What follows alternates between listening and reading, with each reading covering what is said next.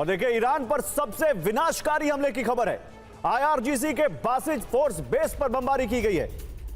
Israel और America की सबसे विध्वंसक बमबारी। हमले में बासिज फोर्स को बहुत बड़े नुकसान का दावा किया गया है।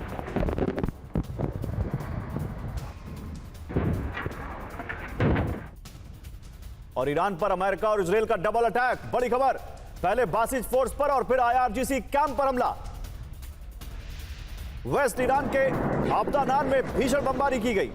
इजरायल अमेरिका के टारगेट पर आईआरजीसी का कैंप। हमले में आईआरजीसी का कैंप तबाह हो गया। कुर्दिस्तान इलाके में सैन्य ठिकानों पर हमले।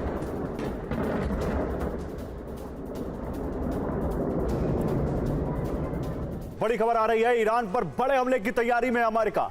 अमेरिका की सेना ने ईरानी जनता को चेतावनी दी है। देखिए सीधे अब ईरान की जनता से बात हो रही है और यह सलाह दी गई है ईरान की जनता को कि वो घर में रहें। आम नागरिकों पर हमला कर रहा है ईरान, अमेरिका ने कहा है, और इसलिए सलाह दी है कि वो अपने घर में रहें।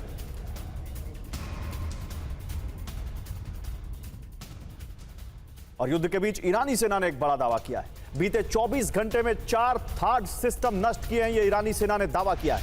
थाड क्या है? थाड अमेरिका का मिसाइल डिफेंस सिस्टम है और ईरानी सेना ने दावा किया है कि उसने 4 थाड सिस्टम बीते 24 घंटे में नष्ट कर दिए।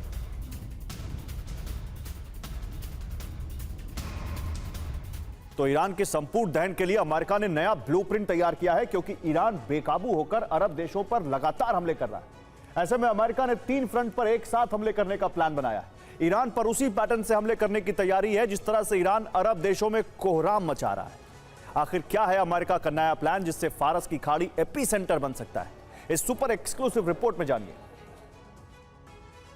हॉर्मुज स्ट्रेट को अमेरिका ने अपने वॉरशिप लगाकर ब्लॉक कर दिया है। साथ ही वहां मौजूद ईरानी वॉरशिप को तबाह किया जा रहा है, जिससे हॉर्मुज पर अमेरिका का पूरा कंट्रोल हो जाए। ईरान अपने ऑयल टैंकर वहां से ना निकाल सके। दरअसल अमेरिका चाहता है कि फारस की खाड़ी में मौजूद ईरानी सैन्य ठिकाने निर्जन द्वीप की तरह हो जाएं। वहां से ईरान का सैन्य डिप्लॉयमेंट हट जाए और अमेरिका ने केशम द्वीप, मूसा द्वीप, ग्रेटर तुम्स, लेजर तुम्स और सिरी द्वीपों पर हमले कर दिए, क्योंकि ईरान ने उन्हें अनसिंकेबल वॉरशिप बना दिया था। और अमेरिका ने हमले का पैटर्न बदल दिया है, जिससे ईरान में जल संकट पैदा हो गया है, क्योंकि अमेरिका ने तेल ठिकानों के बाद वाटर प्लांट पर हमला किया है। ईरान में तेल संकट के बाद जल संकट की स्थिति बन गई। अमेरिका ने वाटर डिसैलिनेशन प्लांट पर मिसाइल हमले किए। ईरान के केशम द्वीप के प्लांट पर मिसाइल से हमला किया गया। इससे 30 इलाकों की पानी की सप्लाई ठप हो गई है। इन हमलों से आईआरजीसी के मिलिट्री ठिकानों को सप्लाई रुक गई है। पानी नहीं मिलने से सैन्य ठिकानों को सैनिक खाली कर रहे हैं। हालांकि ईरान ने सप्लाई के लिए वाटर टैंकर लगाए हैं। सैनिकों को टैंकर से पानी सप्लाई किया जा रहा है। सुरक्षा के लिए वाटर प्लांट पर डिफेंस सिस्टम लगाए जा रहे हैं। तो ईरान करेगा आखिरी प्रहार, जिससे पानी को तरसेगा मध्य पूर्व।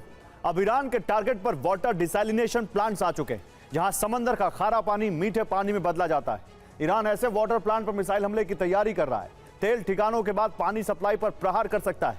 पानी की कमी से कराहने लगेंगे अरब देश, जिसके बाद ट्रंप पर हमला रोकने का दबाव बना सकते हैं। कई अरब देश पूरी तरह से समंदर के पानी पर निर्भर हैं। आखिर कैसे खारा पानी मीठा बनता है, यह समझिए। पहले चरण में समंदर से पानी लिया जाता है, इनटेक पाइप से पंपिंग होती है, कई हफ्तों का पानी स्टोर किया जाता है। दूसरे चरण में प्री ट्रीटमेंट किया जाता है, जिसमें ग्रिट रिमूवल होता है, यानी हाई प्रेशर का इस्तेमाल करके जो उसमें कीचड़ होता है या जो उसमें गंदगी होती है, अशुद्धियां होती हैं, उसको दूर किया जाता है। तीसरे चरण में आरओ मेम्ब्रेन तकनीक का इस्तेमाल होता है और इसमें सिर्फ पानी के अणु निकलते हैं। बाकी नमक और गंदगी सब रुक जाती है। बाकी पानी फिर समंदर में जाता है। चौथा चरण होता है पोस्ट ट्रीटमेंट का, जिसमें मीठे पानी में थोड़े मिनरल्स मिलाए जाते हैं, पीएच बैलेंस किया जाता है, क्लोरीन और यूवी से और ज्यादा शुद्धिकरण होता है। पानी जब पीने लायक हो जाता है, फिर उसे घरों में सप्लाई किया जाता है।